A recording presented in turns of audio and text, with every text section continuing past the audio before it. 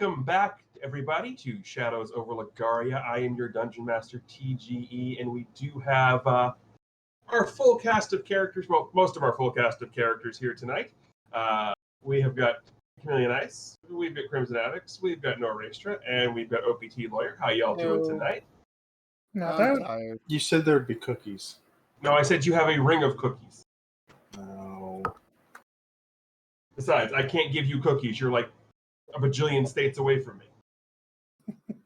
If only. No kidding, right? I mean, pretty soon we probably will need a passport to go visit Nora. Just saying. But anyhow, this is going to be Shadows over Legaria, episode 13, The Magician's Apprentice.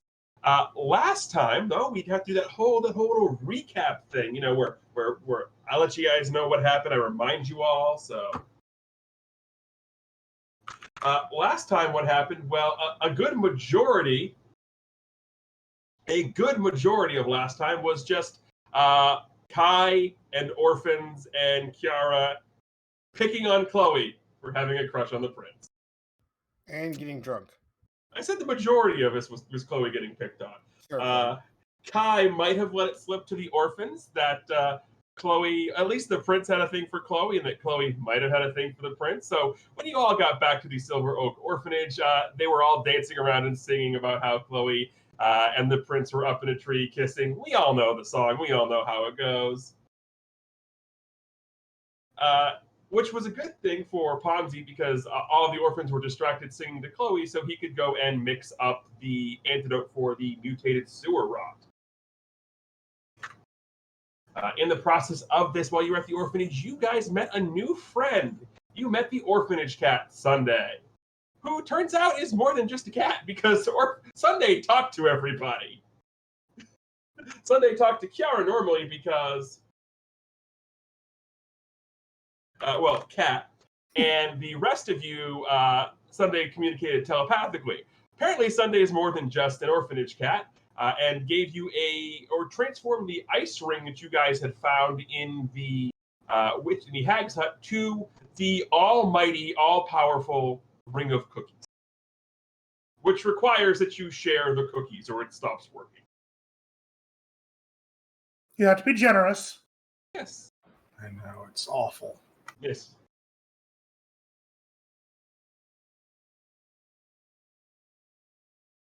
Yes, Ponzi was upset because he can't sell them.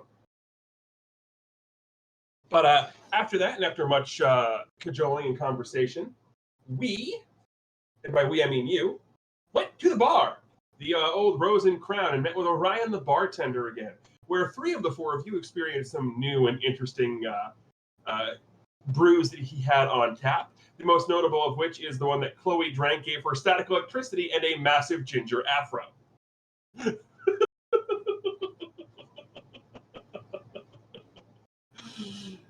Yes, Ponzi talked to the bartender about selling Jell-O shots. In the excitement, 4 of the Jell-O shots got spilled. Red, blue, green, and yellow. So lemon, lime, blue, raspberry, and cherry. The cherry one, good rinse. Nobody likes cherry. Yeah, actually, He says with mentioning lemon. That's actually fair. Okay. I like lemon. Right, so nobody likes lemon. Well, if you're calling me nobody, that's fantastic, because nobody's perfect. Hey. And with that, Krim has muted me for the rest of the evening, so... You're not a nobody in that sense, though. Are you saying I have no heart? No taste. I made a Kingdom Hearts reference. What about you? I made a factual statement. He's not wrong. That hurt you to admit, didn't it? Anyway. The pain in Crim's eyes is real. It really is. Ladies and gentlemen, you just watched a guy's soul leave his body live on Twitch. But enough about that. My soul's left my body a long time ago. Enough about that. Let's go back to the recap. After the bar, as you guys left the bar with a drunk Kiara, you turned around and Kai was there with a giant pouch of coin. He used his monk abilities to completely fleece all of the drunks playing darts. When you made your way back to the Cinderbrook Keep, you were met there by a very distraught Chancellor Margrave and Prince Alwyn because they had just received word. Not sure what's going on up here in the cameras. Because they had just received word that the fate they were hoping wouldn't happen came true, and that the Greyfort champion had in fact won the Royal Games, which means that the Duke and his family would be unfortunately being integrated into the Legarian royal family. They explained to you that the Queen, King, and Princess would be back in 3 days' time, and that the welcoming ceremony for the Duke and family would be within 2 weeks' time. We left with everybody going back and retreating to their beds and getting a, I wouldn't say good night's sleep, but a sleep. I remember flirting with Kite. Oh, You yes, did. and that happened. Yes, did the do drunk that. Kira did flirt with Kite. And Chloe noticed. I was drunk. So with that, welcome to episode 13, The Magician's Apprentice. So let's see, where do we want to start? I'll start. Okay, I was going to roll a dice, but okay, you go ahead and start. Nope. So it's like 5:30 a.m. and Kite is pounding on Chloe's door. Ah! There's a rumbling from the Sorry inside. for headphone users. And Chloe eventually gets to the door, and she's wearing like a big nightcap, and her hair is actually kind of like tied together rushedly behind her head. Yes, what is it? You know this area pretty well, right? I've lived here for a while, yes. How much time did you spend in the library? When you say the library, like The Royal Dude. Archives. the Royal Archives, I haven't had as much permission for that. I've spent more time in the college library and the local library, but I don't tend to have as much permission to access the Royal Archives. Why? Well, do you even know if maybe the regular libraries would have this? I want to see if there's a place where I can figure out sanctuaries, like safe havens if we would need them. I see. Okay. Well, I suspect the library could have that. At the very least, they could have various journals or... Go ahead and give me an insight check, Chloe. Alrighty. This is a memory check. Ooh, I like memory. And I'll give you information based on this. Not stalling for time. There we are. Okay, insight.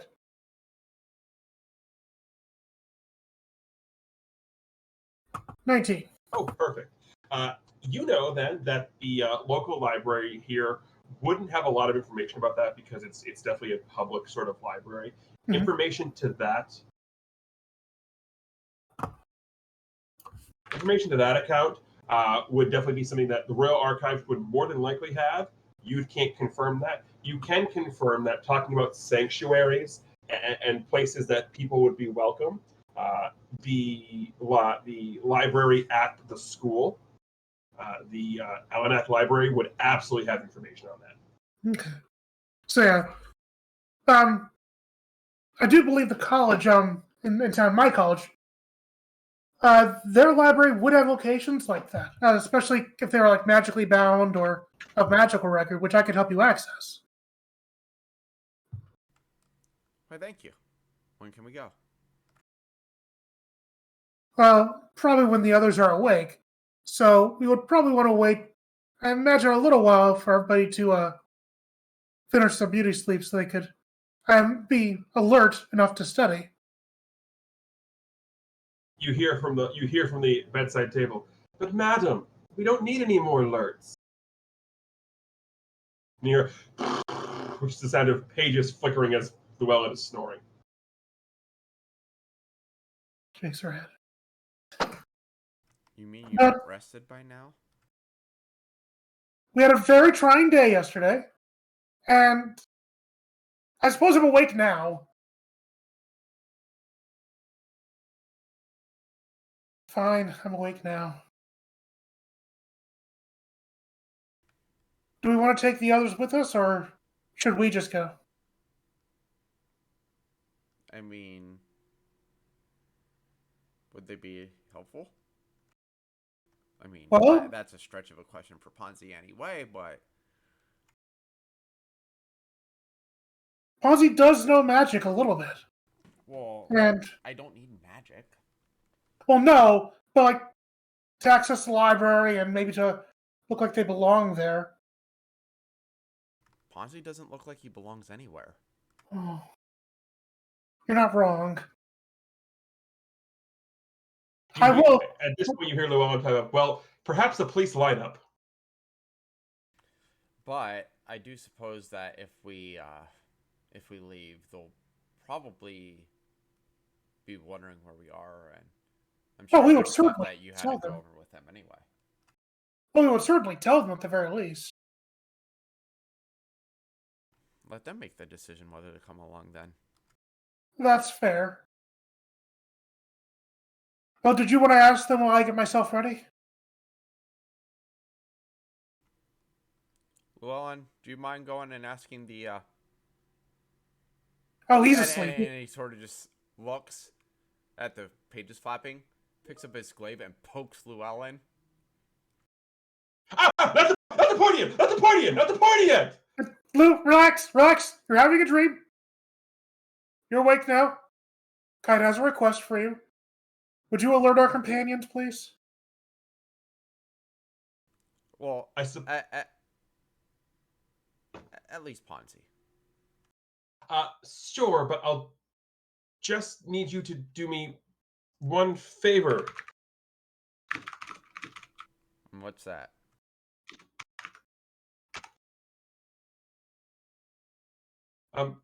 Could you go ahead and open me to page 88?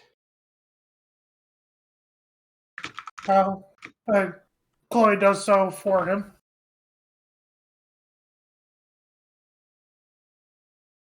And you open him to page 88, and just this absolute smorgasbord of pop-out trumpets.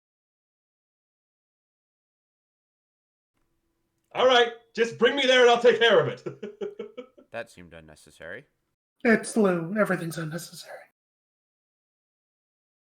Would you mind taking him around? I have to get myself ready.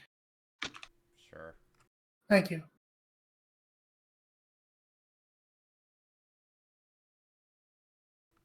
So Kite walks over to Llewellyn, or walks Llewellyn over to Ponzi's room, stands there for a second, grins, whispers something to Llewellyn, which I'll type to Tej,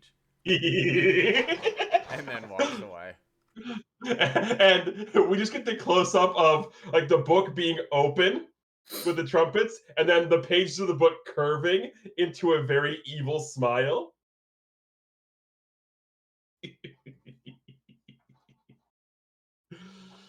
And then, ever so gently, you hear the sound of hissing.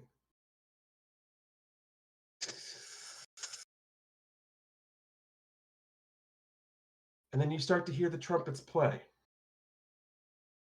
And then you hear boosh, boosh, boosh, and a full fireworks display, complete with a medieval rendition of the 1812 overture, is being played in front of Ponzi's door.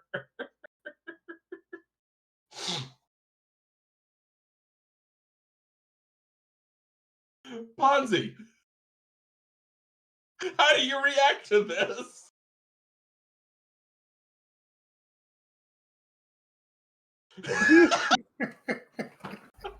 Not right. well. We have to change the sheets, clearly.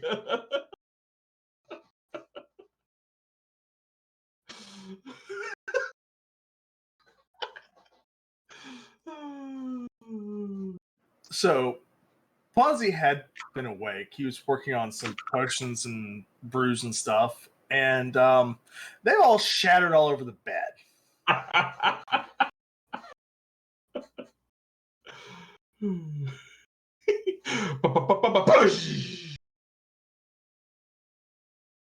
Ponzi opens the door.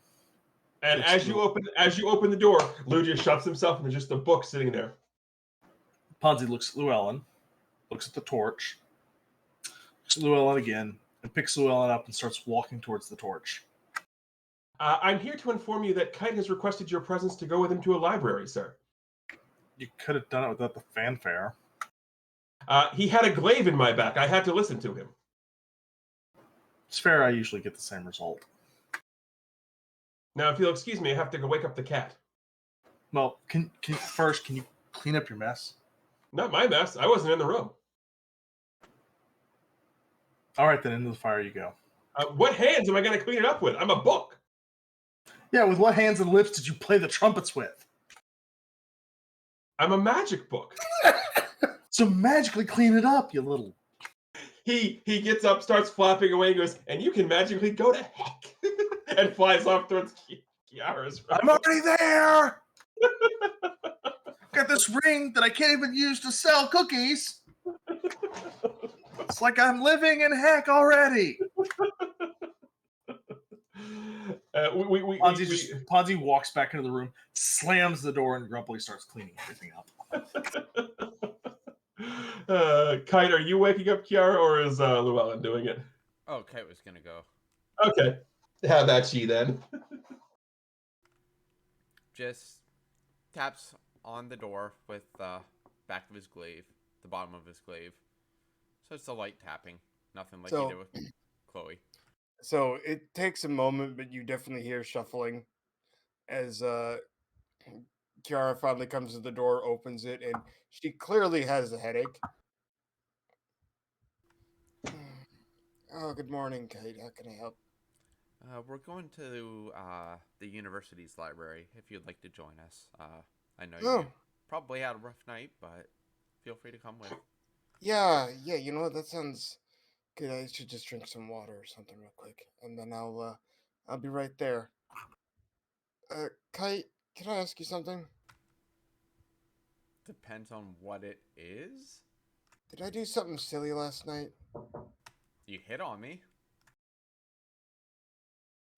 Oh, yeah, that's what I was talking about. I'm sorry. It just felt like a thing to do last night. I'm not sure why. Probably the alcohol talking. You know, that's probably a good point. There's a reason that I eye out for water. Yeah, I'm gonna drink some of that right now, and I'll be with you guys shortly. Okay, meet us over at Chloe's room. Will do. She shuts the door gently as she clearly goes to try to make herself not headachy. Kite walks towards the prince's room. Okay. Oh boy. Oh boy.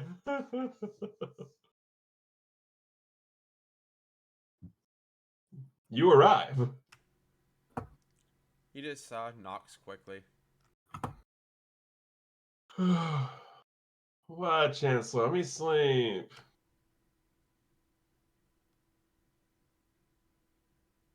You mistaken me for him?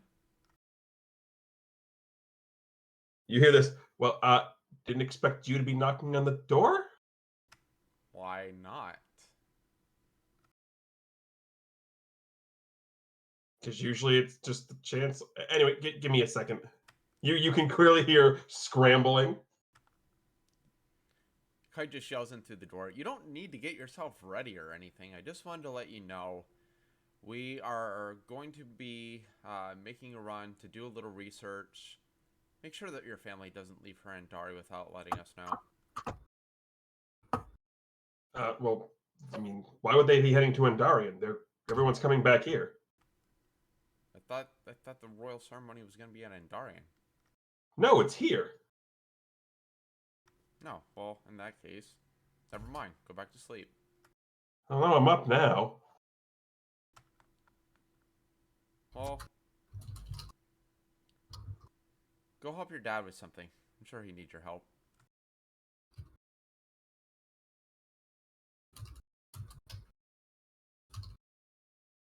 You just see, as you turn to walk away, you just see the door open. I assume you're not going to the library here? No.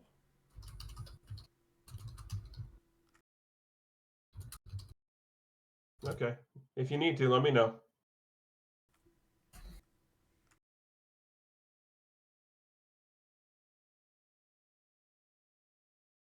I would love to go with you, but I probably shouldn't right now.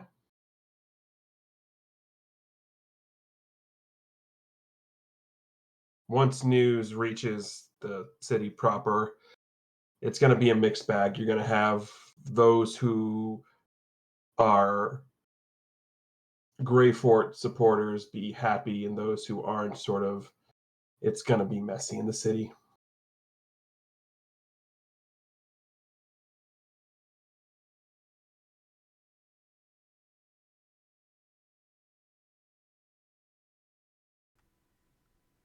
It's fine. Shouldn't take us long. Put on your best fake support for them while you can. My support is and will always be for my sister. I'm aware. Don't let them know that we don't support that. Greyfort cannot be even sniffing at suspicion. And then we keep it close then. As I said, support them as much as you can right now. We'll go get them ready for when they re-arrive then.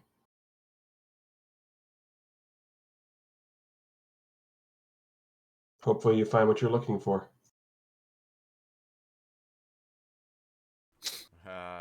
I think we all hope I find what I'm looking for. Yeah. So he heads off somewhere. You're not sure where. It could be to do more training and stuff.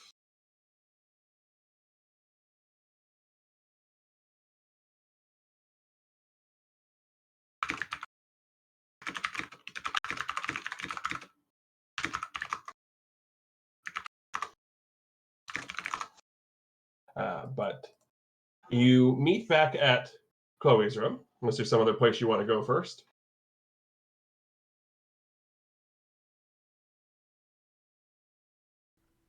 No. Okay.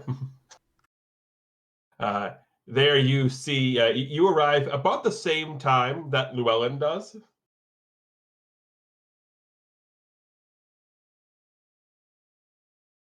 And by this point, like, Chloe's all ready to go. She has her hair tied properly, and she's got her robes mostly smoothed out. And Real quick, Chloe, do me a favor. Roll me just a straight up luck check, D20.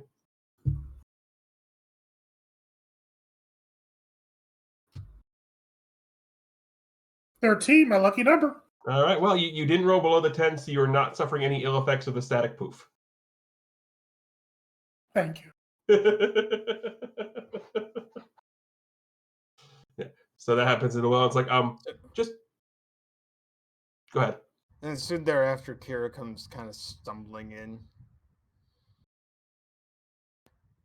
licking the back of her hand and using it to like straighten her hair up. "Oh, Kira, good morning to you too. I wasn't actually where you were going to be joining us in this venture, but I'm glad you are." Well, Kite asked, and I figured it'd be a good chance to find out more about the tribe split and all that stuff.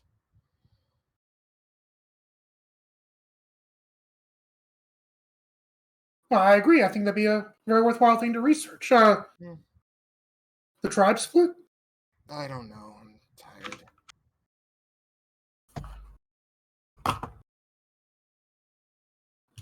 Certainly you are. Is Ponzi here? Yes? He'll be here when he's done cleaning up the mess he made from being woken up. You just hear it down the hallway. The mess I made! I was not in the room. I did not spill anything. In fact, Kite saw me. I was not in the room. Lou, I could hear you all the way down here from when you were trumpet blasting. I simply did what I was asked, madam, which is my job as a magic book companion book. Did you not ask me to go with Kite and help him do what he needed done? I did. And I did what Kite asked me to do.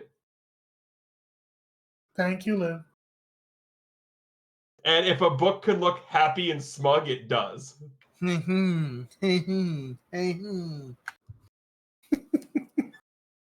Ponzi's sweeping up the shattered glass in his room. At this point, Llewellyn looked at him and goes, so, do we tell him they have people who do that, or do we just let him do it? Oh, that'd still be terribly rude to leave it for them. Fair, but it is Ponzi. That's even more reason why he should take care of it. We don't want to give him a worse impression. Can you have a worse impression than nothing? There are negative numbers, Lou. We learned this. Yes, but does that apply for impressions, madam? I think it might. Because you go from nothing to hostile. I suspect that's lower than nothing when you want to, do what most people want to do to Ponzi. I suppose you're right, madam. Now my spine hurts from all that thinking. And he just and slips himself back into the backpack. I love Nora just sitting there like grumpy Ponzi.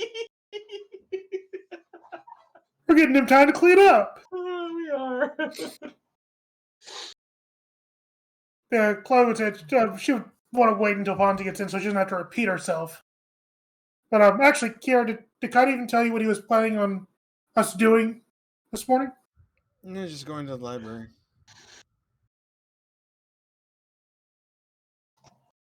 Well, I suppose that if you told everybody, that kind of covers it. But yeah, we'll be going to the library at the Ellenac Institute, my university, and you'll be going as my guests, I suppose. So I'm sure you'll be on your best behavior, but just be aware that it is a magical university. And I'm asking if I'm going to turn into a panther while I'm there. The answer would be no. Unless I had to. I wouldn't ask you. Good. But I'd more say that you might see some strange things there or encounter some strange individuals. But they're mostly harmless. I know how to ignore strange individuals well enough.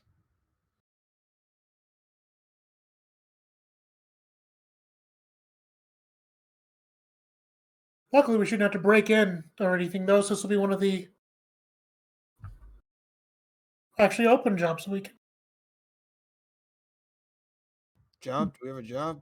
No, sorry, I was thinking out loud. Okay.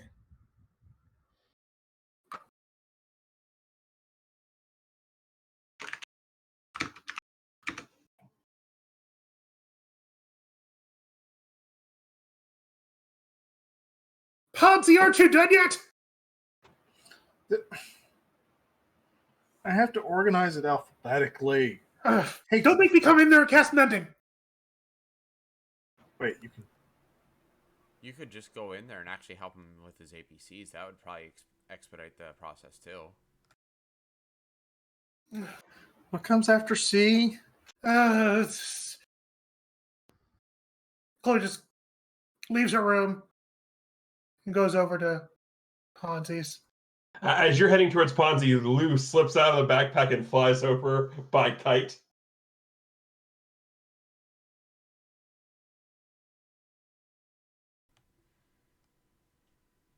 Why is he coming with us if he has a mess to clean? Well, you and never mind. She wasn't there.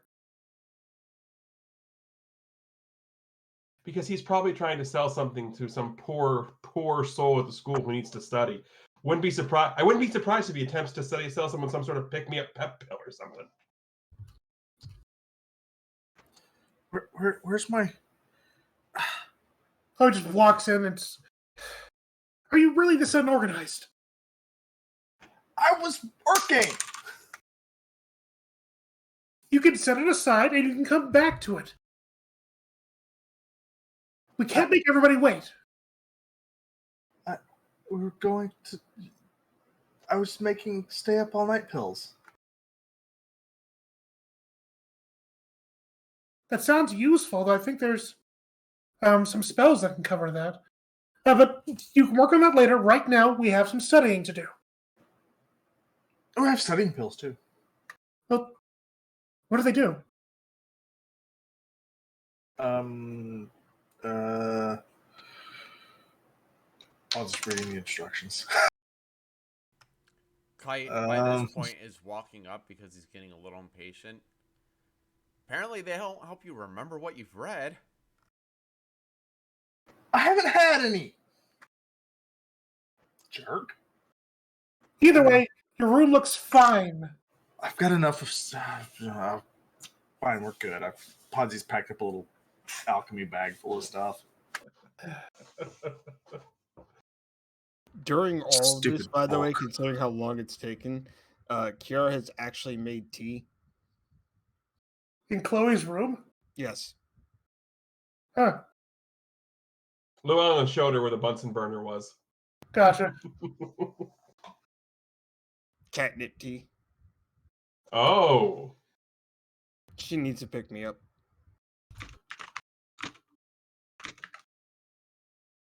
So when you get back and she's drank about half of it, whatnot, she's more than a little awake now. More than a little? Yeah. Probably dragging Ponzi in by the top hat. Don't rip it! It's rare! I think we're ready to go. I'm more interested in how she was able to drag you by a hat. His skin is kind of slimy enough that it sticks to his head sometimes. Oh, my ears, you see they're poking out of the hat, so they kind of latch on. That too.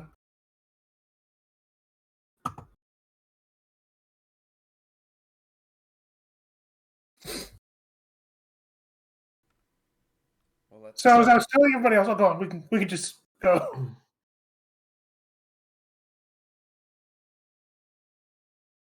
What was that, Krim? I said, let's go. Yes. So after the comedy of errors for how you guys wake up, it's a little bit of a distance to get over to the Alanak Institute of Magic, but you do. There's pretty much nobody there because it is sort of off-season school-wise. You're able to make your way into the library, not a problem. Ooh, look at all the books. I mean, Chloe, you've been here before. She has. You've been here before. As soon as you walk into the library, Llewellyn pops out of your bag and is immediately just lost in all the books. And Chloe has like this kind of feeling of nostalgia. She looks around at all of her friends on the shelves. That's pretty much what Llewellyn's doing. Yeah. Oh, right. You have a thing you're looking for.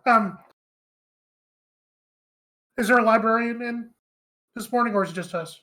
Just you guys. Marvelous. Okay. Kite is looking for information on sanctuaries. I think I know where to begin at. But if all of you want to aid in looking around, I feel like that would probably help us more than hurt. So Kara's already gone, like, into the library. Not to know. Either way, just make sure not to burn anything. And if you find anything, let us know. Meanwhile, Kite, I think this section over here would be where you want to look for information on sanctuaries, at least that I know of. And she leads him over to a stack of books that I'm sure are arranged quite well. Thank you. I'll take a look. Immaculately arranged. So we get Kite looking for what he's looking for, Kiara looking for what he's looking for. Chloe and Ponzi, what are the two of you doing? Well, Chloe's going to help Kite with his research. Okay. Why am I here again? To help us search and research. Research what? We're looking for information on sanctuaries, places where people can find refuge. Oh. I thought you'd be fascinated. Oh, I suppose. Ponzi, we all know why you're here. Go ahead and make me a perception check. We all know why Ponzi's here. You, unfortunately, don't see any would-be needy college students studying at the wee hours in the morning.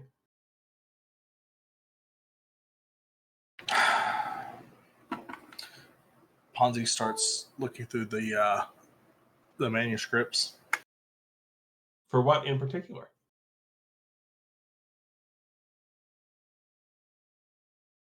It's the how to make money in 50 days book. Oh. Those or one of those the slimy salesman books that yeah. So you open it up. It says step 1, buy things cheap. Step 2, sell them expensive. Step 3, profit.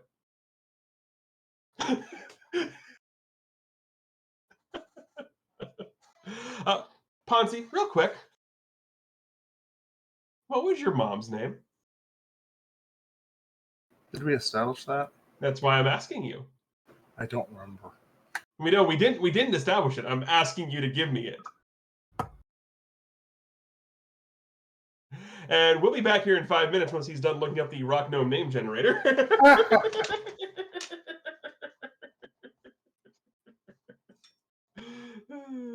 Yes, and just saying. how about I could be really evil to you, but I'm not going to.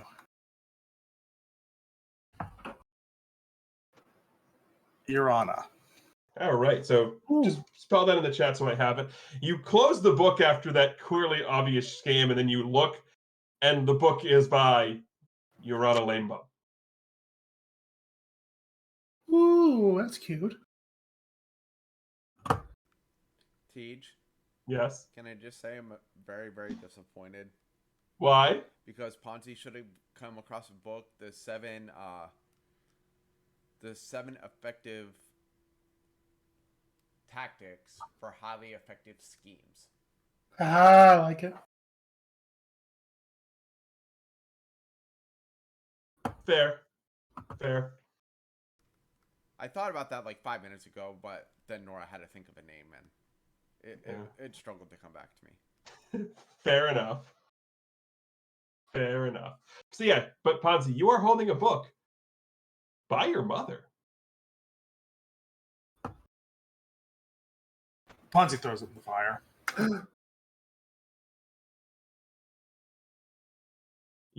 It goes to hit the fire, and clearly this place is used to students getting mad, so there's a wall of force in front of the fire. It just hits and goes, and when it opens up, and there's just a picture of your mom staring back.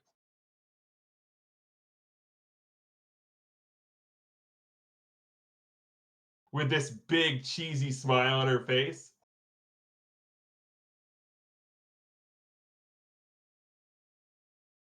Where did I put the acid?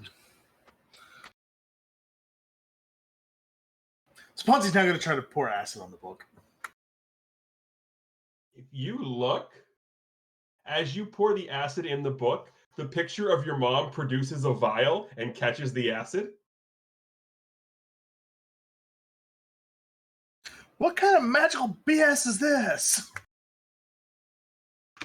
Ponzi's yelling in the library now. It is a magical library, Ponzi. It's full of nothing but magical BS. As you ask this question, Ponzi, I need you to make a dexterity saving throw. Oh no. Oh no.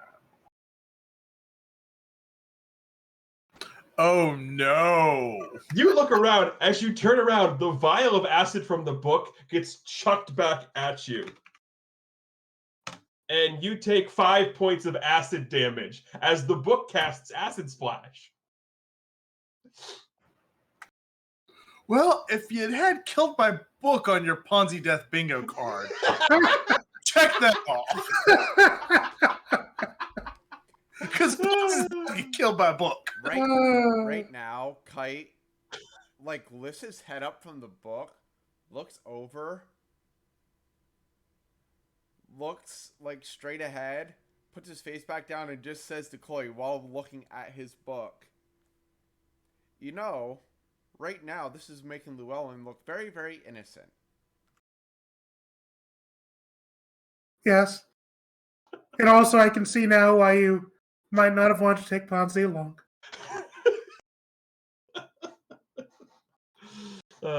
Okay, so we will shift over that for a minute. As for the research that Chloe and Kite are doing, I'm not going to make you roll for it because between the two of you, you can take your time and get it. I've actually sent the information already to Krim.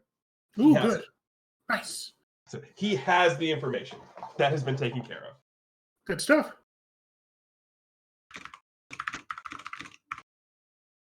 Okay, so we'll get back to you guys in a second. Kiara. Yeah. What are you looking for in the library? I mean, just more information about, like, following up on the information she's already gotten.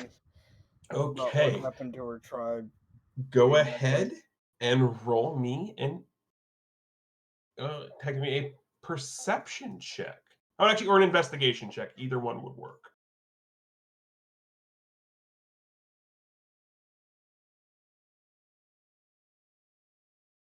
So this, unlike with the Royal Archives, where you had someone to help you out, there is a lot of books here.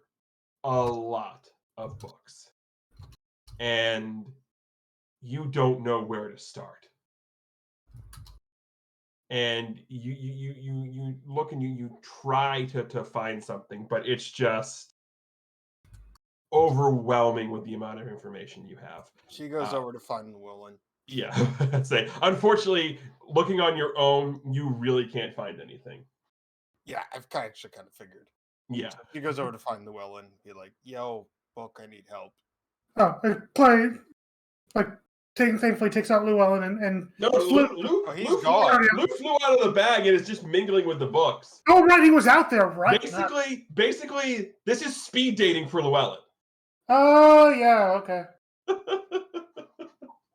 So Chloe, it's kind of hard to find Llewellyn amongst all the books, but I will tell you this, Chloe, you know Llewellyn well enough to know he is absolutely in the cheesy romance section because it's a library. It's mostly research, but they do have a couple of cheesy romance books because it's a college. And yeah, so Chloe would actually probably help Kira find Lou because she knows where to find him in this section. But yeah, she would just like say, "Oh, he's right up there. He's dating. You can interrupt him, and he'll have it." Lou, Kira needs some help. Dating? It's dime store romance. Yeah. His standards are sometimes kind of low. What is dating? So he flies down and he sort of shakes off like you're running from a kiss, but there is clearly a ink-shaped lipstick stain on his spine. Oh, Lou.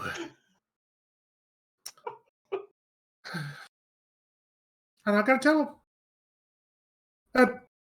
Yes. Kira, Is that part of that dating thing you were talking about? that can be part of the dating thing. What can be part of the dating? What are you talking about? Oh, is there ink on my spine again? You have a hickey, Lou. Oh. This is why I tell people to dog-ear the pages. Lou, don't swear at a library. It's rude.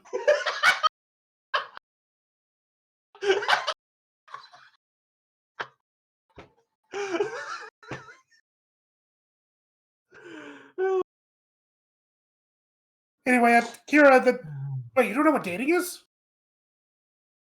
No. This is a human word I'm not familiar with. Dating, courting, the thing you do before. Oh, courting. Courting, I know. Yes, it's part of dating. Dating is sort of courtship. Okay.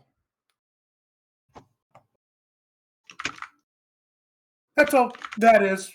Finding somebody to potentially have him be fall in love with. Yes, I'm very familiar with that concept. Anyway, Lou, Kira needs some help doing some research on what was it again? What happened to our tribes? Oh, yes, absolutely. But one second, hold on, madam. I was up there talking. Yes, just talking, and I did. I came across a book for you. Hold on one second. I'm gonna go get them. From me. And he flies back up and he grabs this book and he flutters it down to you and puts it in your hands and then flies up. Come, Miss Kara, let's go. And she quickly follows Llewellyn. And as you look at the book in your hands, the book is titled "How to Fail at Flirting." Thanks, Lou.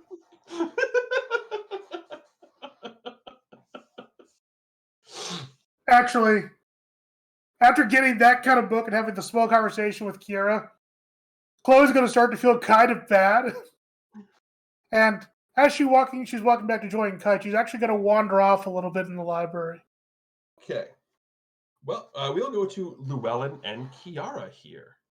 And as you two are making your way over to there, you are sort of absentmindedly running, and you bump into somebody. No. You bump into this gentleman. Ooh. Oh, terribly sorry, sir. It's been a morning.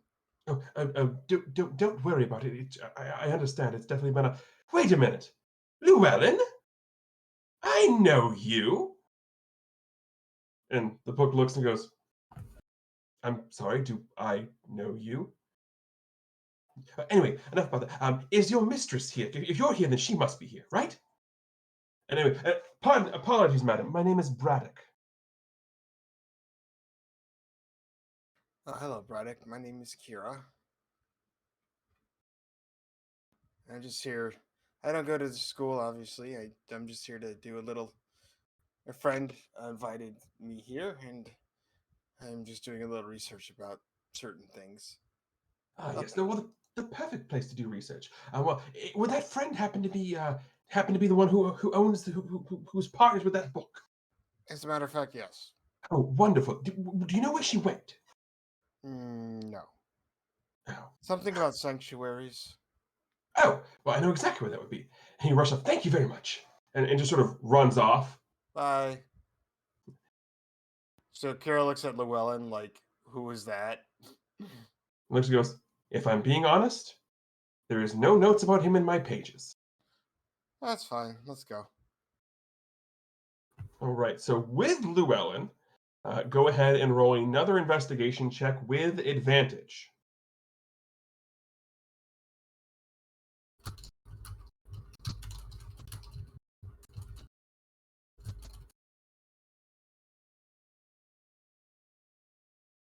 Just realized I accidentally closed my character sheet. Oh no. Womp womp. 17. Better than the 6. Yeah. All right. Let me pull up some notes here. Bop. Bop. Okay. So, unfortunately, there's not a whole lot of information about, like, you get the basic, you find a lot of basic information about what Lagoos were, what they are, what their abilities are. Kind of like, what's up? Yeah, kind of like all the stuff I already know because I'm obviously Exactly, like sort of like the textbook of, hey, this is what a Lagooz is. This is what a Lagooz can do. Kind of like Lagooz Biology 101 type of deal. and she's looking at like this is wrong, this is wrong, this is wrong. However, the drawing of the male cat Lagooz model is kind of hot. Yeah, like, that's actually well done. That's right. That's wrong. Wrong. When you get to the front of the book, there's like the checkout card that lists all the checkouts. And it's just Chloe Vesper, Chloe Vesper, Chloe Vesper, Chloe Vesper, Chloe Vesper, Chloe Vesper. She looks at that. She's like, I'm not surprised as I should be. But you do a little bit of looking around, and you do manage to find one thing. Not a whole lot more information, but you do find that there are reports and rumors that every now and again there will be traveling, like and you know about the nomadic traveling Lagooz and the sales, and it's how some will go in and they'll peddle goods. You know this. It's not a lot, but you do hear, or you do get information that if there was going to be a place where they would be stopping to peddle goods to get, you may be able to get more information at the point of a town called Hatbridge. Hatbridge. Yes. Interesting. Yes. She looks at Luan. Do you know where that is? But yes, as a matter of fact, I do. It is at the point of the Iriri River where Niamende, Tirenthal, and Andarian meet. It is also the gateway to the Mulrath Forest. It seems far away. Yes. You will also remember that Mulrath was the place that was mentioned in the old journal entries you found as the massacre of the Lagooz happening there.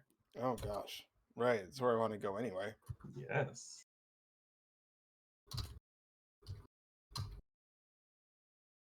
I have to convince everyone to go with me. With that, we will switch back over to Kite, because our friend Braddock here was told to go to the sanctuary section, and Kite is the one working there. So Kite is buried in the book, and Braddock comes in and goes, I do apologize for interrupting your studies, sir, but have you seen a girl that belongs to a book around here? I'm sorry? I didn't know books possess people. Well, other than that one possessing the merchant, but that's a different story. He looks, and you just, at this point, we just sort of see like the book and Ponzi just having a stare down. Well, that's certainly something. I apologize. I'm horrible with names. I'm absolutely horrible with names. But I have something here I need to give to her, and I know I saw her book was here, so I need to give it to her. Are you happen to be friends with her? I don't know who her is. There's not many people walking around with a magical talking book. Oh, a magical talking one. Okay, well that changes things. See, before you just said book, and well, that a lot of people do. Yes, and we are technically in a library. I know. I've been doing a lot of research and trying to find someone who's disappeared, and this came here, and I have to find a way to get it. And I'm a little stretched thin right now. She's around here somewhere. I don't know, but we're in a library. I'm not yelling for her. Yeah. Well, wait, you're friends with her. You know her. Acquaintances, yes.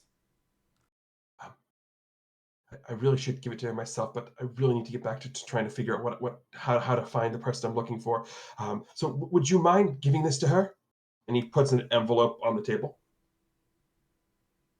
Kite looks down at it, looks up at him. Yes, I would mind giving it to her.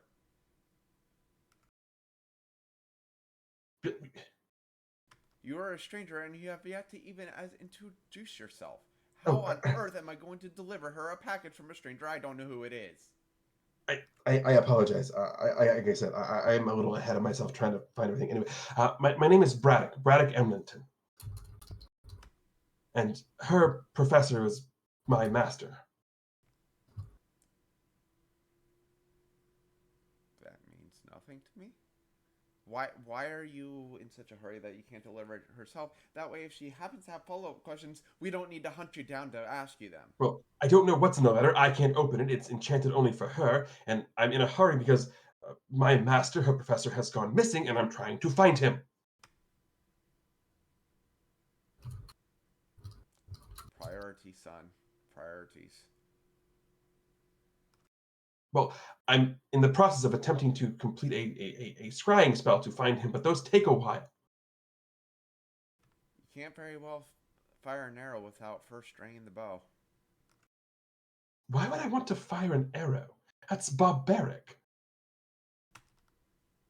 You first can't cast a spell without first reading how it's done. Well, that makes sense. It's why I'm trying to set up a scrying spell.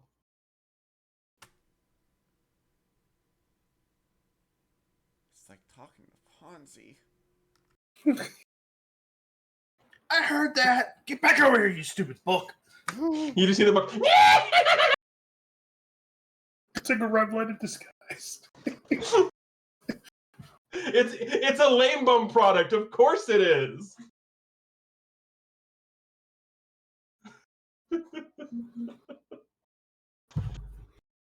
And you just went, wait, did that book just cackle? Probably. Do I even know where Chloe would be? Considering that you don't know the library too well, probably not, but like, it depends if you're looking for her. Yeah, you could do a perception check, I suppose. Or an insight check to know what Chloe would wander off towards. Either of those work. Yeah, he knows where you are. Where are you? Actually, where Chloe went, as she kind of wandered off into the stacks towards some old magical research.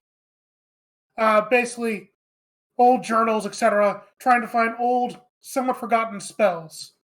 And she's going through a section that she has gone through many times before, but she still wants to go back through again to refresh her memory and dig any deeper.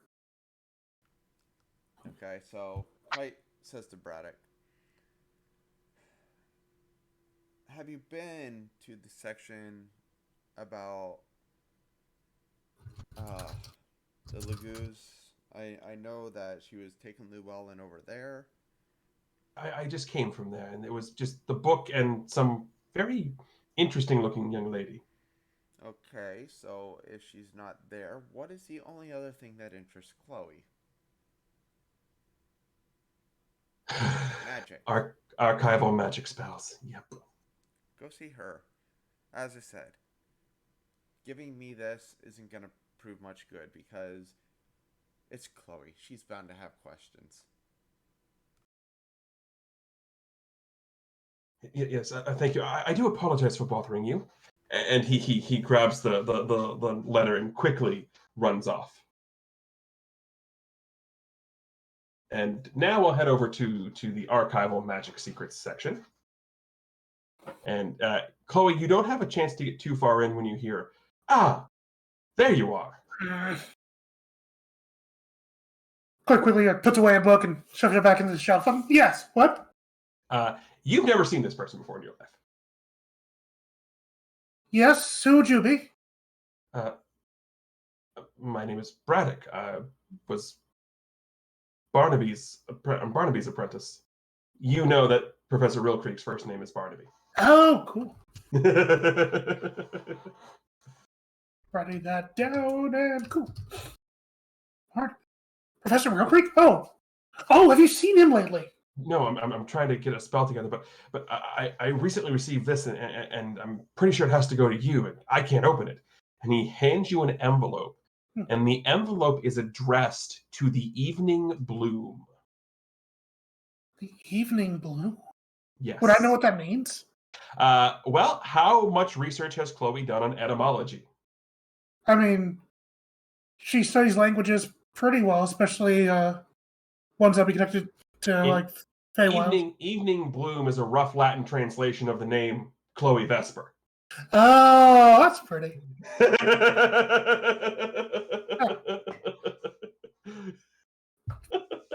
Which is why I asked you the question earlier about if there was any reason you named things, because I did a little homework. I'm just that good. Well, that's interesting and possibly charming. Thank you. What was that about doing a spell? You turn around and he is gone. Ominous. She looks over the letter itself, like from the outside. Like, does she notice anything else about it? Like, is there a from section or return address? It just says letter. It just addressed to the Evening Bloom.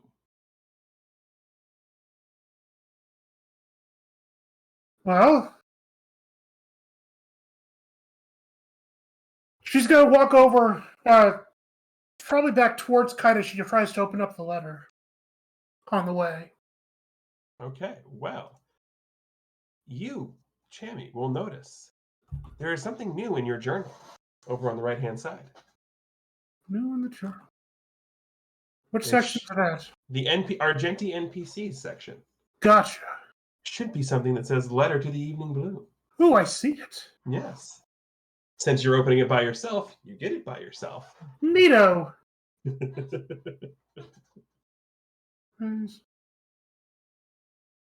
As this is going on, while she's reading that, we'll head back to what's happening between Ponzi and the book.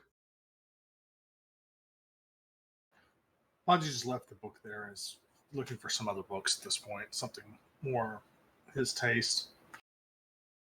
Not by his mother. Roll me a luck check. Oh, God.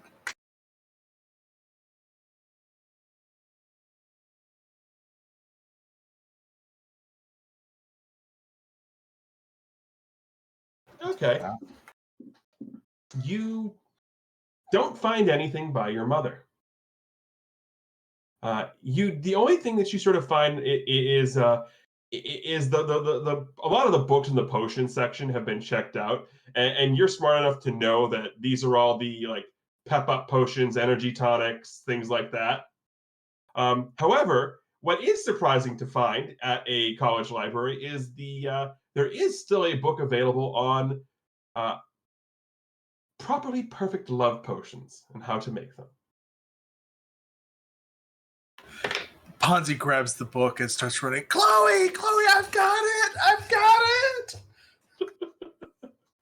As you start to yell, a spectral figure of this short, crotchety-looking, white-haired woman who looks like she is angry at the world stands in front of you and just looks at you and goes, "Shh.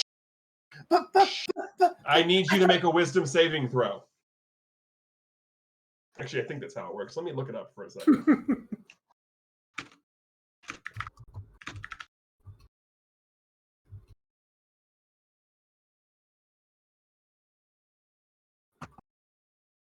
Oh, no, you just go quiet. Oh, it's a silence spell. It's a silence spell, yes. That's so good for a magical librarian. So you see Ponzi's lips turn to a zipper and they just zip shut. Yeah. For the record, Ponzi, you know magic. It's just she's the center of it. It's a 20-foot radius sphere centered on her. So Ponzi takes a step back. Mm-hmm. Chloe, I found the potion. As you yell again, the librarian, it shifts forward and silences you again.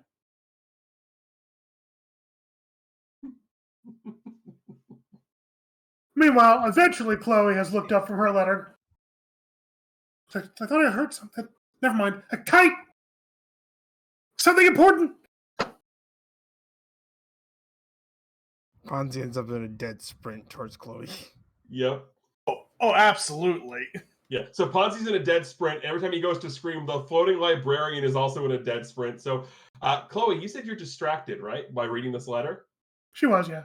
And because Ponzi is sitting there running with a silent spell, you can't hear him. Ponzi, Make a dexterity saving throw.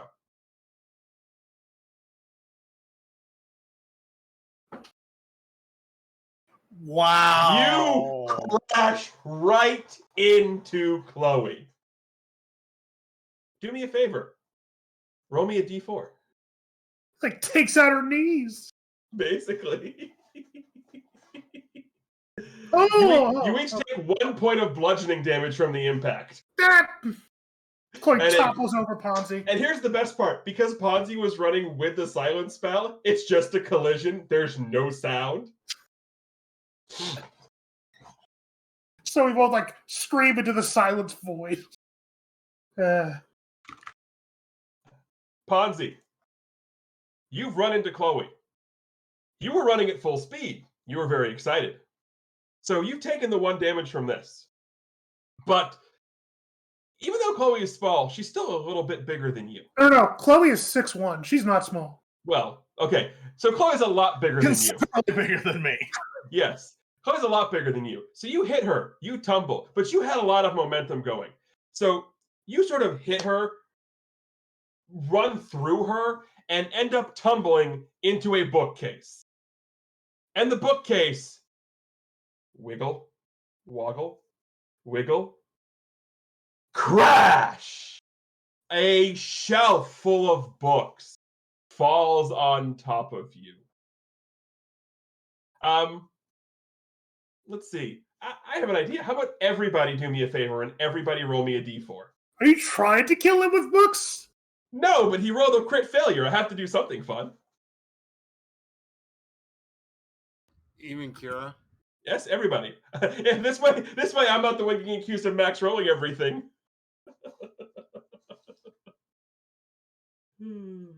Okay, so Ponzi, here's what's going to happen. You are going to take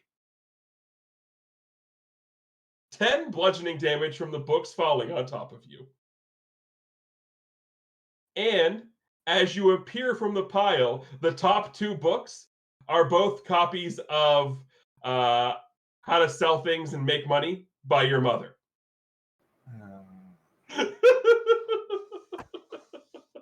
Oh, we found the irony I'd section. like the record to show I've taken 16 damage. We haven't been in combat yet.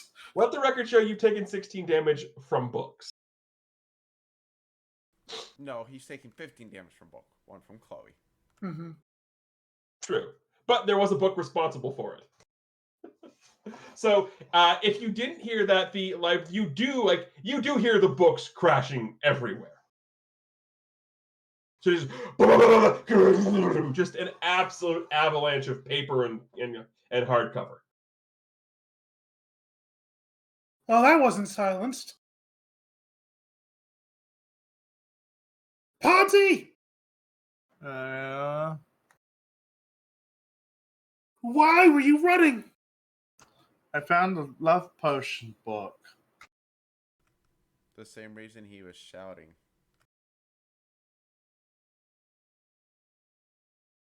We can fix all your issues with the prince. How many birdies are up there? No. Right now, I think we need to fix your issues more.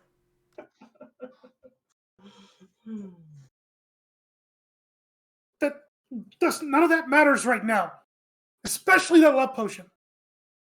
I have a letter here, and it's extremely important that we talk about it privately, but that we talk about it together. I'm gonna start brewing up this love potion. Please And don't. Ponzi just falls over into the pile of books. That works too. Kite pulls out the rope out of his pouch and ties it around Ponzi's feet and just sort of starts walking out of the library, dragging Ponzi behind him. And there are steps in the library that says, "Cause look out, cause look out, cause look out." Did you find enough of what you need, Kite? For now. Good. And I did as well, apparently. Where's Kira at? She doesn't know you guys left. No, we haven't left yet. We're still in the library. Oh, she's up in the same section, still trying Oh, to. so she didn't react to the avalanche of books? No, That's not. Because Llewellyn definitely did. that's fine. I guess she looked back and just shrugged and then kept looking. Obviously, she's not finding anything, but she's still looking. And Chloe would probably trot back upstairs to try to get her attention. Kira, I think Yes? we need to leave now. We have some information that we need to talk about privately. All right. Puts the book down on the table and then just leaves with Kira. She doesn't even put the book back. Oh, that book is fantastic. I know you've checked it out quite often. Oh, of course. A lot of the information in it is not correct. Well, maybe you can help me to correct it. Yes. And anyway, yeah, let's go. Indeed. Let's go. As Chloe and Kiara approach the next set of steps, they just see Ponzi falling down the last few. Sorry, the rope slipped out of my hands. What is up with him? Ponzi got attacked by books. Oh, okay. Is the library that dangerous? She pulls out her rapier. No, it's fine. It's his own fault. Oh, okay. Puts her rapier away. So Kite goes down and picks up the rope. And are you able to walk yet, Ponzi, or do I need to keep dragging you? I think you gave me another concussion. At least you're aware of them. Let's go. I did go ahead and put the letter to the Evening Bloom in everybody's inventory, so you should all have access to it. Yeah, and Chloe's more than happy to share that. And she is going to lead them towards Professor Realquick's office because we need to get there. That'll be a good private place to talk. We can do that. Woo! Wait, map. It's the same map I used last time you were there. I'm not seeing it. Oh, I switched it to mine. I didn't switch it on yours. I just switched it on my screen. I see it. No, it's there. It should be there. I don't see it.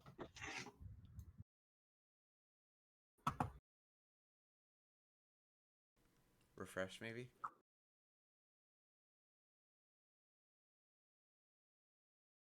BCS pinging. I see pinging, yes. What don't you see then? It's the old map. I see the map. That's all I see. Oh, no, the letter. Yeah, it's only the map. The letter should be in the Argenti NPC section. That's okay. Oh, yeah. I was looking in handouts. Yeah, that's not there either. Yeah, the NPCs. There we go, that helps. But yeah, once we get inside this office, because Chloe can open it. She can. Yes. She starts telling them roughly about what's in the letter in kind of hushed tones, but the basic idea, though, Professor Roki, because as I said before, he was researching something called palimpsests. They were crystals used to transport prisoners. He has somebody he wants me to contact about the matter, specifically with the book that I found the information on, which I think is right here where I left it, and she goes back to... No, you took it with you. She did take it with her? Okay, that's right, because I made it invisible. Never mind. So yeah, it's a book that I actually already got from here, but he also hid an artifact in this office that we can use to free people who are trapped inside of them. And this, I think, would be a very important thing to look into, not only because it may be important to what's going on with, possibly the Duke and whatever he's doing with the gladiators and the other slaves he has, but also because this is clearly something of major importance. But anyway, just look over this. I'm going to dig around, and she's going to try to find that pocket dimension that's mentioned in the letter. Well, I mean, I'll give you the hint. The window in my office by the couch. So it's probably over here. Yeah. It's definitely there. You will need help moving the couch. It's very heavy. Oh, could somebody help me with this, please? Kara goes over to help. What's your base strength, Kira? I mean, it's a couch. I know. It's One plus one, so 12. 12? Okay. You still need help moving the couch. Whatever. It's purposely heavy on purpose.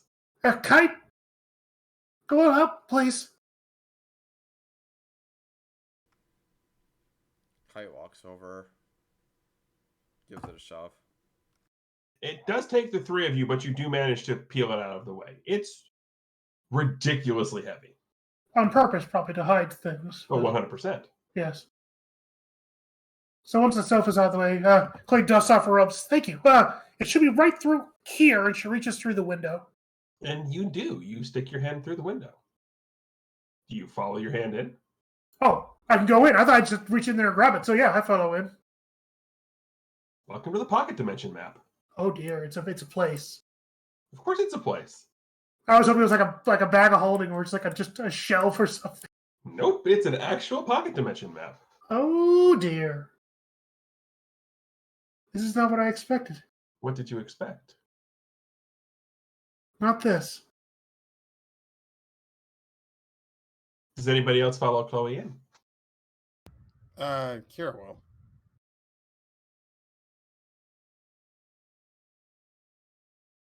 Anybody else? Yeah, Ponzi's kind of woken up enough to go in. Once Kite sees Ponzi actually go in, Kite will follow him in. Didn't want to leave Ponzi alone in a professor's office of magic. I 100% know better. So you are here in this pocket dimension. It kind of looks like almost like a little bandit squalor hideaway. Just looks like an old sort of rundown rustic cave pocket dimension. Fascinating. Mm-hmm. I didn't know that he had this extra place here all this entire time. This is an entirely magically created dimension? Lou, do you know anything about this? I have never heard of this at all,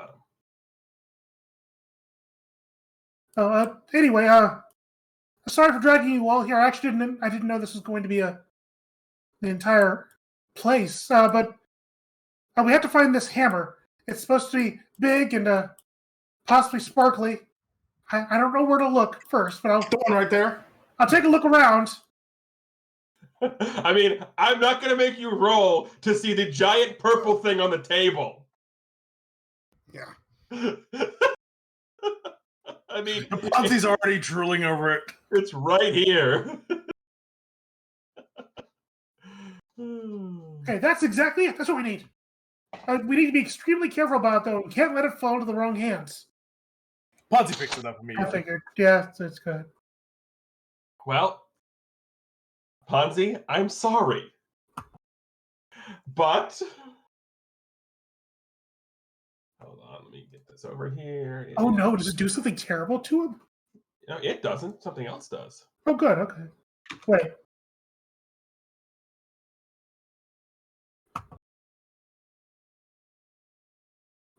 There is. Well, it was a 13 either way, because it was rolling with advantage. This is gonna hurt, isn't it? Does a 13 hit you? Probably. I don't No. think a 13 hits you. No, it doesn't. So you grab the hammer, and as you do, this sort of wave of dark energy sort of comes by you, and it has, like, as it goes by you, this boom noise as it hits you. That took And as you turn around, in between where the four of you are, something appears. It is about your size, hooded in these robes with one big glowing red eye underneath the hood. Would you like me to enlarge your token for a second? Sure, it looks like a wizard. You're 100% correct. Yeah. You are absolutely 100% correct. Neat. I love that design. Oh no. What? What? Roll for initiative. Okay.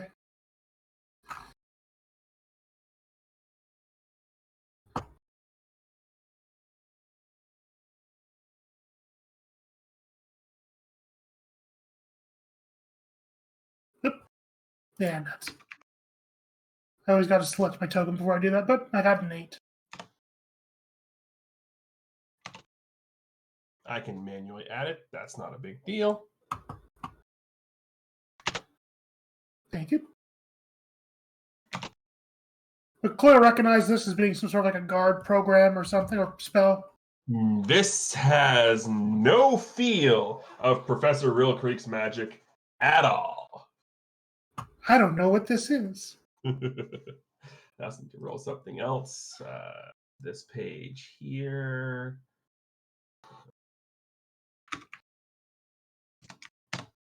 Okay, that's where that will happen.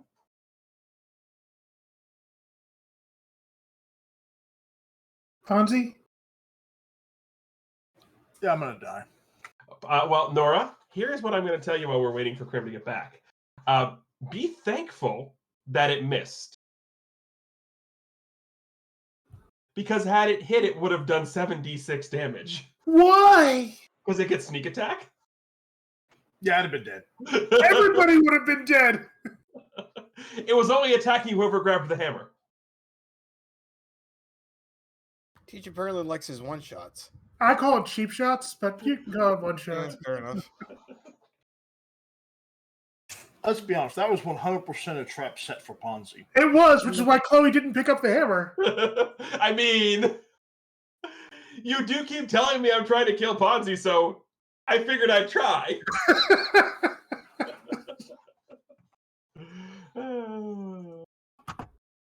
He can't get mad because it didn't work this time.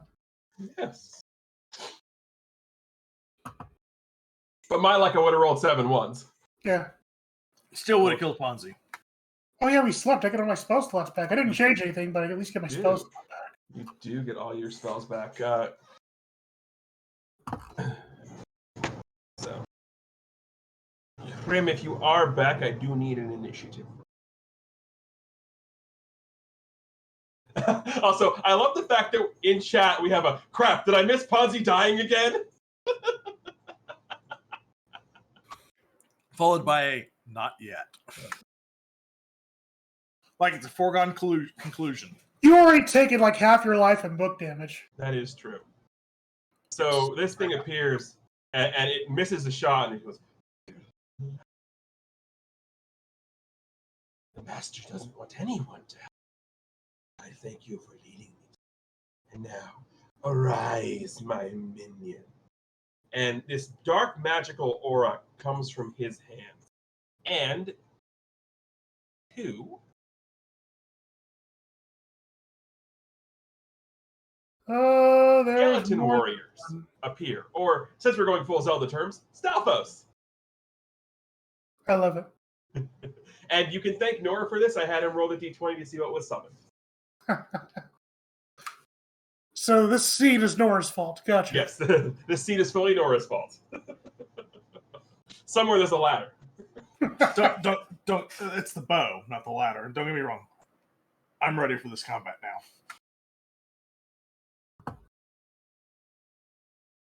Okay, that is it for them. So it is Kiara's turn. Has the Stalfos technically acted this combat? They have technically not acted. They have just been summoned. Okay, cool. Because I believe I have advantage over anyone who hasn't acted yet. If you are in the assassin subclass, which I believe you are, Yeah, I am. then you absolutely do.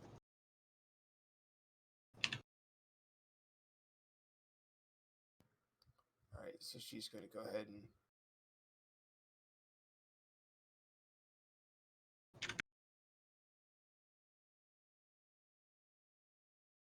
Well, I guess I don't need the advantage because. Holy cow. Oh my! This thing is totally toast. Because yeah, if you click the word rapier, it will roll the damage, and then you get to roll your sneak attack doubled as well. I forget what that is. You're level 4, so it should be 2d6, so 46.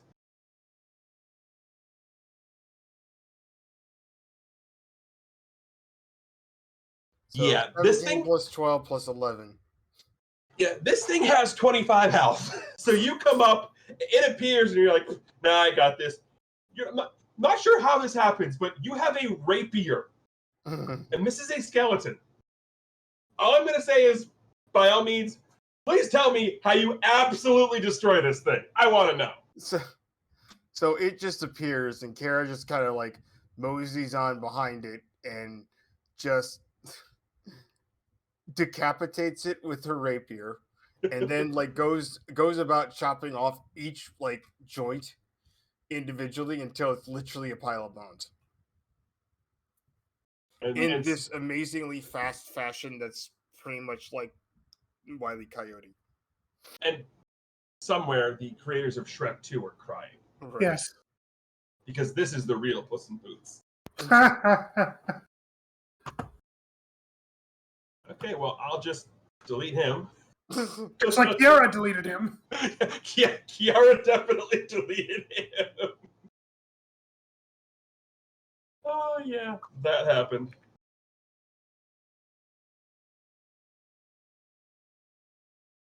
That definitely happened.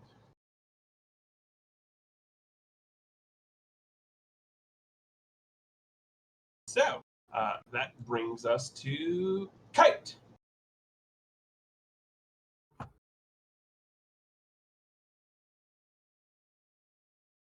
So there's only one skeleton and...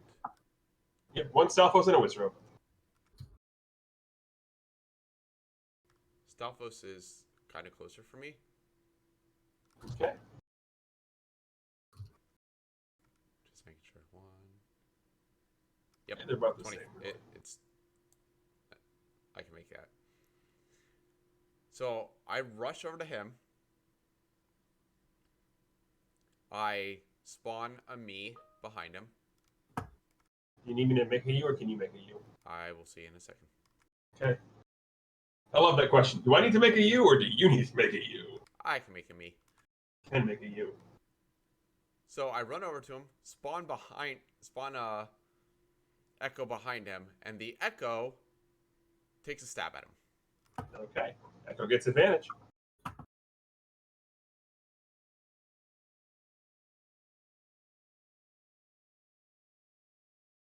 Ten, unfortunately, is not going to hit.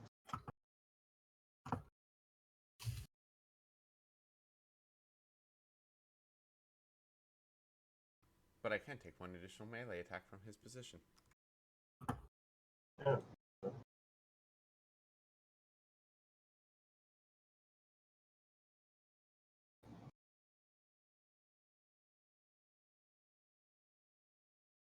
The 22 will absolutely hit.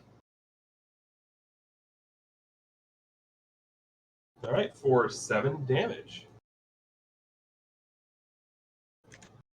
Yeah. The copy of you goes to hit. The Stalfos is like, nope, blocks it. Then realizes as it comes around, you just basically smack it with the scythe. How do you want to smack it with Sleipnir? Oh. So, because it's bones, Kite's thinking, I can just, Ponzi this thing and smack it with the blunt end of the weapon. So, from the Echo's position, he takes a swing, misses the skeleton, sort of spins around like the, Bugs Bunny cartoon, like with the baseball. Yep. And sort of lets the scythe slide in his hands to where the bladed end of the glaive comes around and hits the Stalfos right in the head. With like the flat part of the glaive? Or the bladed? With the blade. Okay, no. That is an irrelevant question. Okay. Chloe. You just saw Kiara dismantle a skeleton, Kite 2v1ing a skeleton, and this robed creature nearly just take out Ponzi. For the record, there's a giant hole in the wall where the beam hit. Well, taking out Ponzi isn't really that great of an accomplishment. I mean, Books did it, so. Yeah. Chloe's going to move a little bit closer, and she's going to try to see if she can. Can I try to investigate this creature to see what I know about it? You mean make an insight check, see what you know about it? It'll be an insight check or it'll be an arcana check to see if I could. This would be. Let me check one thing here.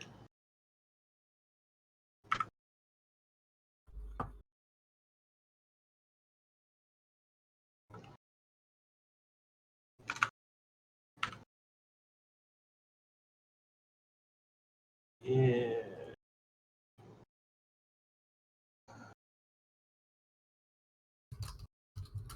Actually, it's not Arcana. Oh, wow. It's religion. Oh, dear.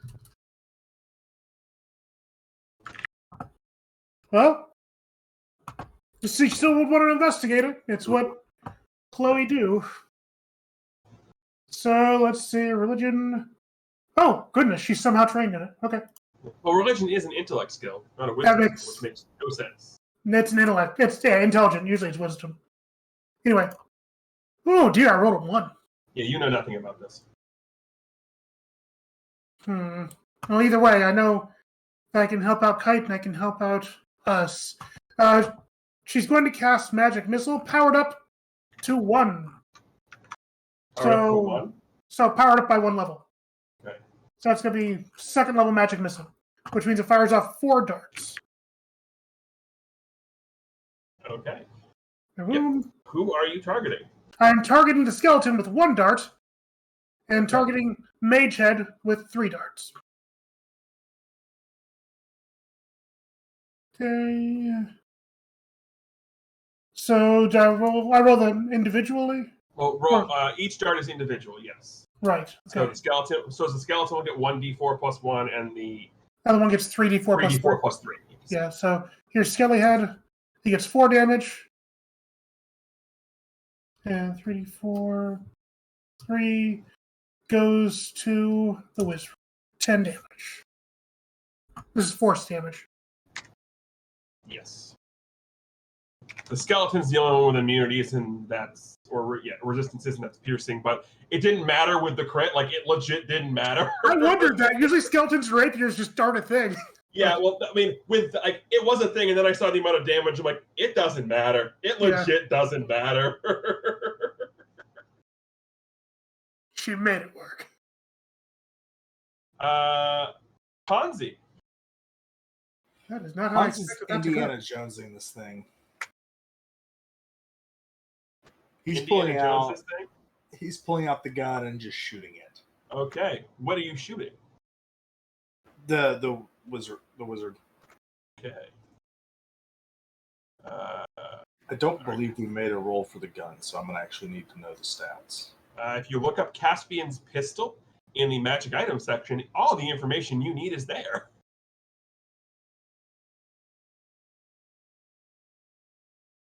You do need to move, though, because the range is only 30 feet.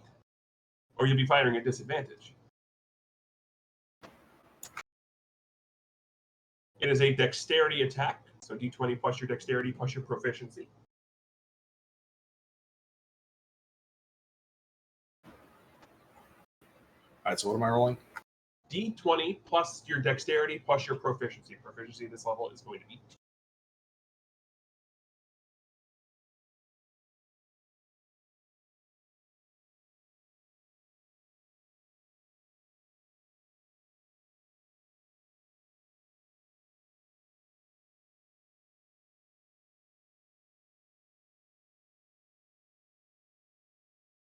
You just use the plus sign to roll multiple dice? Yeah, slash roll space 1d20 plus blah.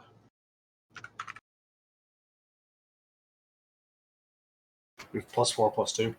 Yes.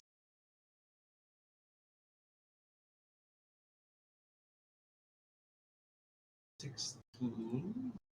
That will hit. So 1d10 plus 4. So 12 damage. Each somebody firearm adds your dexterity. Yeah. Adds minus 12. Okay. It is the Stalfos' turn. I'm going to roll a d20. Odds it will attack real Ponzi, evens it will attack Echo Ponzi.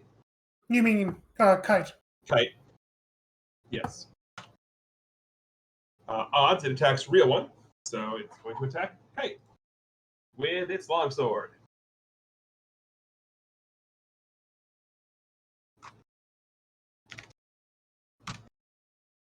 I think a 20 hits.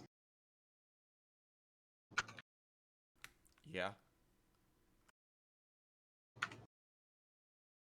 For 7 points of slashing damage, as it managed to catch you in a spot that's less armored than normal.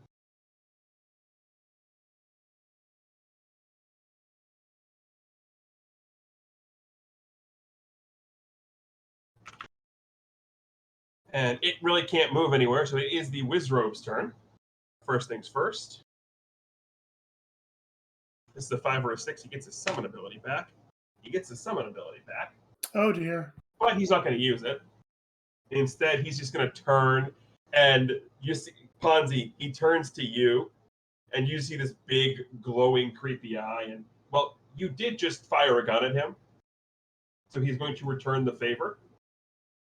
He's going to hold out his hand, and a blob of dark energy appears in his hand, and he's going to pull his thumb like it's a trigger and fire the dark energy at you. Seems reasonable. And I think a 20 hits. Yeah.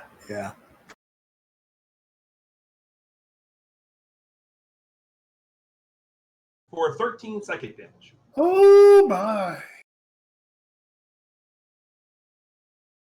Ow. What spell was that? Dark Ball. It's not a spell, it's an attack he has. Dark Ball, you said? It's just Dark Ball. That's totally hurt more, Nora. Yes, it is hurt more. It was hurt more.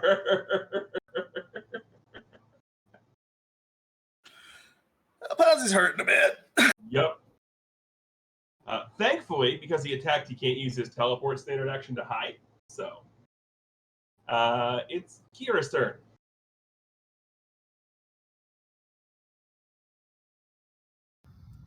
Okay, hold on a second.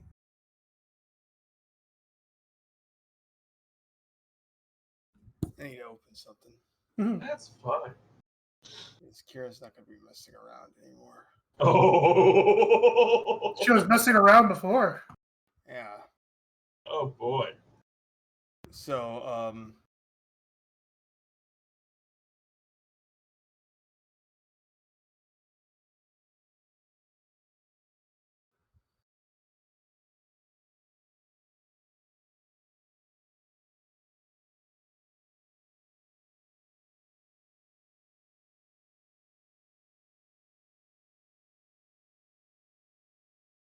explain to me how charging works, would you? Do you have the ability to charge? I don't know. I think it's a basic ability. Let me take a peek. Is there charging in 5e? I don't know.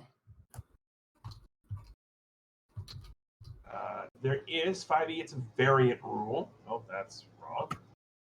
That's down. All right. That's 3-5. I don't want 3-5. I want 5e.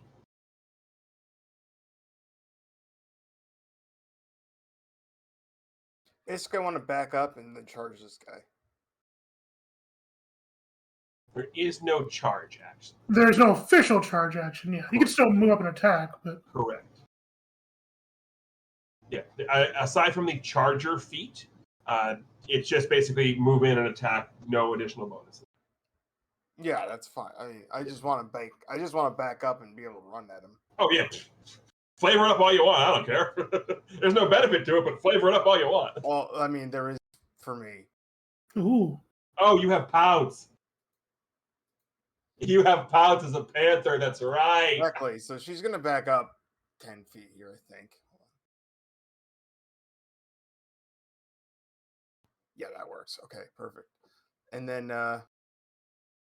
What you see is Kira's gonna start running, and as she runs, she morphs into this panther and basically charges at this guy, this Wizrobe, with a claw attack.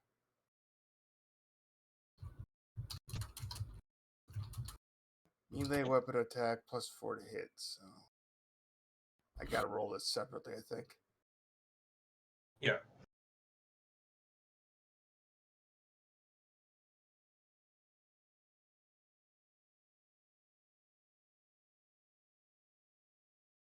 That That will hit. All right, so go ahead and roll the damage, which is D4 1d6. plus. Oh, yeah, D4 +2 slashing damage. correct. But I'll make the strength save because pounce allows for the trip. Oh, this is good for you. that's I rolled well. It had a -1 on the strength save though. the claw attack is 12. Yeah. If the target is pro, okay, I can't do that. Oh well. But you still get to roll the claw damage. Oh, I thought it did. My bad. Nope, I just see the attack.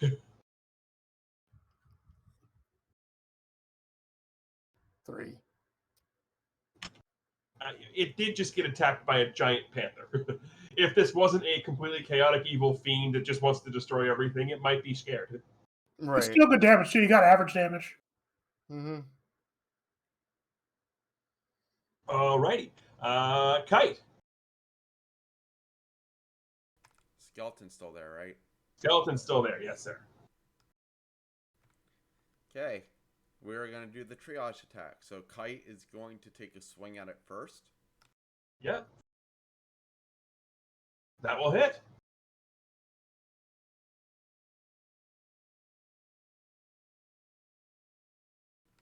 Followed by the Echo. That will also hit. Goodness, the fact you can do multiple attacks is so awesome. Kite. Finish it. Oh, well then, this one's easy. For Kite's hit, he sort of trips the thing with the bottom part of his glaive, sending it in the air, like kicking its feet out from under it. And then the Echo takes the glaive and just slams the skeleton right down into the ground. And there's just a shattering pile of bones. Chloe. That just happened. So Chloe's definitely emboldened by seeing her teammates do such awesome things. But she's still got to try to determine what this thing is. Can I do another check on it? Religion check or no? No, you cannot. Only one? That's all right. Well, in that case, she's going to charge up her magic. And she's going to blast another high-level magic missile at it. And I'm not going to let you stand in the way of what Professor Real Creek is trying to do. And here we go. Super magic missile again. Just don't roll all ones. I mean, what are the odds of that? Let's see. 25% on each dice times 4. I didn't want the actual odds. Never tell me the odds.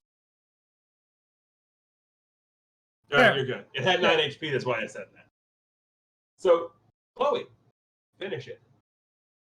Okay, so Chloe powers up, has their Lou out, and the pages are fluttering open in a beautiful magical display. And of course, the wizard pops up, a little pop-up wizard, and flings a big spirit bomb type magic missile at this thing. And because Lou has seen it, the wizard, yeah, it does that, but you look and the little pop-up wizard of Lou is totally firing finger guns. Of course.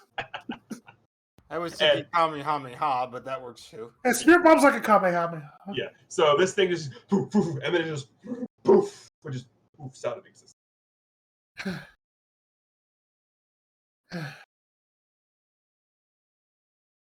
Kiara turns back into normal. Oh dear, I'm sorry about that. Why was that even here? Don't apologize, it attacked us. But I suppose that makes sense. don't know what else to say. But we need to get the hammer and get out of here. Clearly, this isn't safe. Ponzi, do you have the hammer? Who's Ponzi? Ponzi is... Oh, dear, you're bleeding outside of your head. Do you have any healing poultices on you that we can... Oh, we have to get Ponzi out of here. And Claire runs over and tries to help Ponzi steady himself. And does he have the hammer? You didn't grab it. You have to grab it, but he got attacked, so you put it back down. Oh, I thought he kept it. No. Nuts. Ponzi, stay standing for a couple seconds. I might as well take it. It is a magical artifact. So, Chloe picks up the hammer. Is she worthy? It's not Thor's hammer. Oh, okay. It's just this. I love the way that looks. You should recognize it. Oh, yeah, it's the one that was described. Well, not only that, I had Nora grab the art from Stardew. Oh, no wonder. You didn't recognize the word iridium? I didn't. That's cute. So yeah, she picks up the hammer, does a little Zelda, da-da-da-da, and we have to get going before anything else comes to get us. Are you all okay? I'm fine. Kite?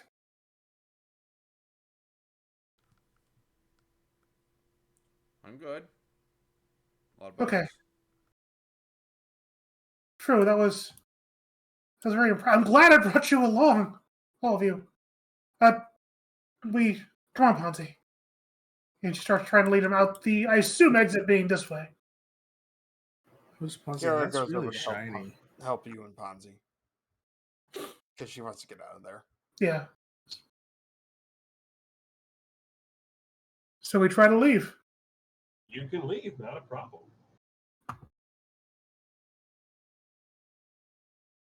We out.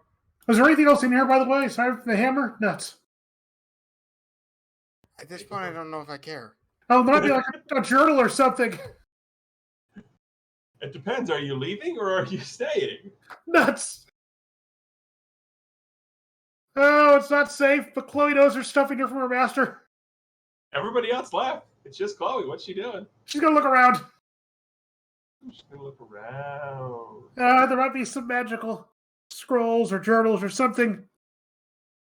Roll me a perception check. To with Chloe and her MO. Perception is down here. Oh dear. It's always so bad. There it is. Oh no! You look around, and the only thing that catches your eye is a small stick with a roughly carved handle. This thing looks very, very shoddily made, but it is radiating magic.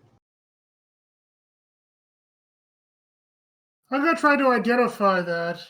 Well, what I will say is as you pick it up, you do notice the initials UL.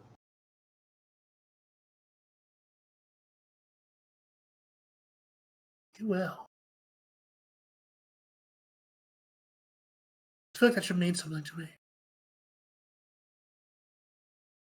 I'm gonna hold on to this. In fact, did Llewellyn used to be a person? No, it's not. She's gonna pocket it for now and try to identify it later. Okay. Because we're in a hurry.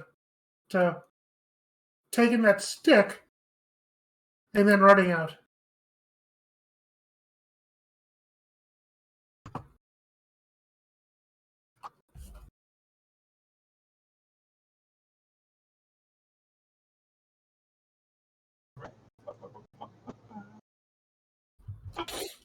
Go back here. So the three of you walk out. Takes Chloe a minute. She walks out. Is the stick the stick in your hand or in your bag? For now, it's probably in her hand because she just grabbed it. In her hand. Okay. Yes, Ponzi. Ponzi. Yes. Chloe comes out with a stick, and you immediately see something you recognize. The stick has the initials UL. Can someone just hit me for these last 2 HP so I can go down? You recognize that as your mother's handiwork. Lehana Lambo. UL. Lovely. I found what I think might be a wand in there, but we can probably investigate it later. Don't waste your time investigating it. Do you recognize it, Ponzi? It's that awful, awful mother of mine. Ponzi, give me an insight check.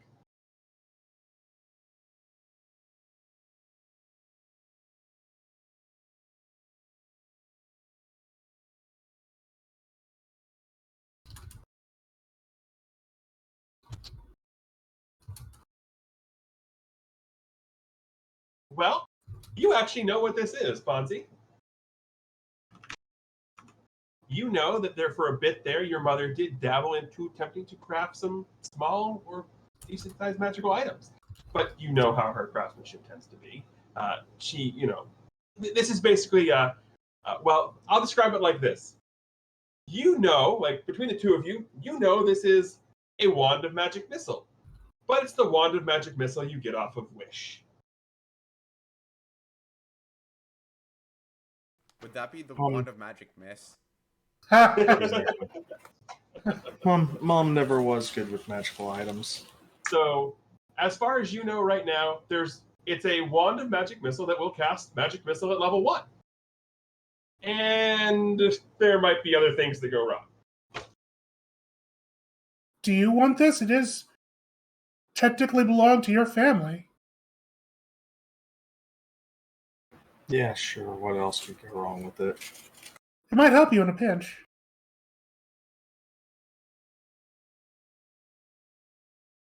She hands over the wand over to Ponzi. We probably shouldn't linger around here for too long, considering I still don't know how much other professors or other people in the school know about what's going on here. But also because I'm interested in finding this, what was it, Crimson Shade? That was mentioned in the letter? Whip. Crimson Whip. Give me insight checks. That's the next thing that the professor wanted me to find. You actually heard the name before. Good. That's the nickname that Kai mentioned that Everett Creighton went by. And what? Ever what? Everett Creighton went by. Oh!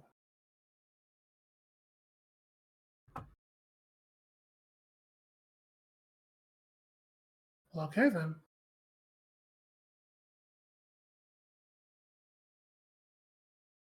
Mm-hmm. So you don't need to look him up. You know who that is. Okay. Okay. Yeah. It is Ever Clayton. Then okay. Then definitely we need to get back to the Royal Hotel. I forget what it's called now. Yeah, to get back there. Cinderbrook Keep. Cinderbrook Keep. Basically the Royal Palace. You called it the Royal Hotel. I was gonna call it the Royal Keep. I couldn't remember it was called Keep. That's me waving at the cat who's staring at me judgmentally in the window. Anybody else need to do anything while you're still on the campus of the university?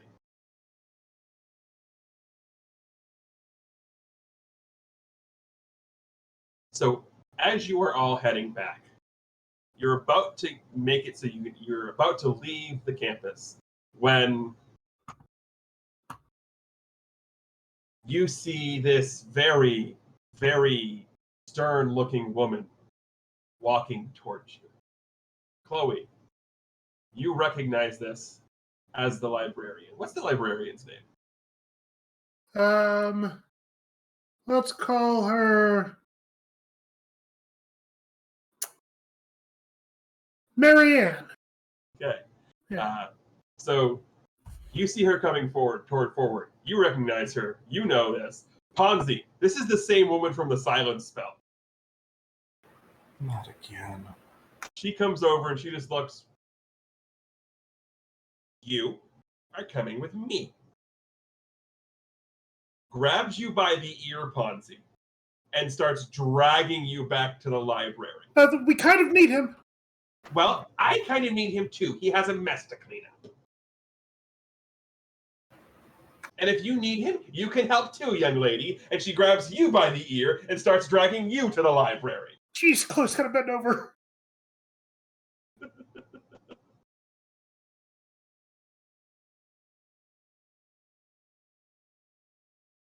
So, Kite, Kara, any reaction to this? Kara's just kind of standing next to Kite with this curious look on her face. Kite isn't at all surprised, and, well, he's, like, moved on mentally. You think we should go help them? I didn't help him in the library. Why would I help him now? Fair point. So, yep, you two are going to make sure this place is spotless. Everything's going to be back to where it needs to go. And she brings you into the library. You hear this sound. Chloe, you know for a fact Arcane Lock has just been cast. You're not leaving until this place is spotless. Ponzi picks up his mother's book and throws it again. The book throws. Ponzi, roll me an attack using your dexterity. So d20 plus 6.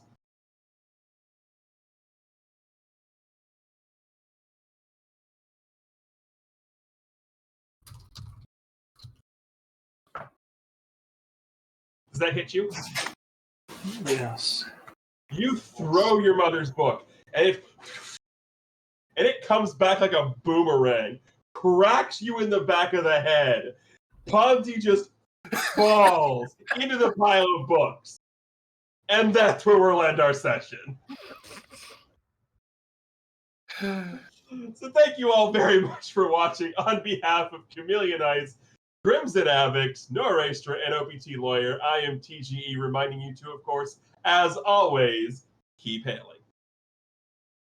Hi, all. Night, everybody.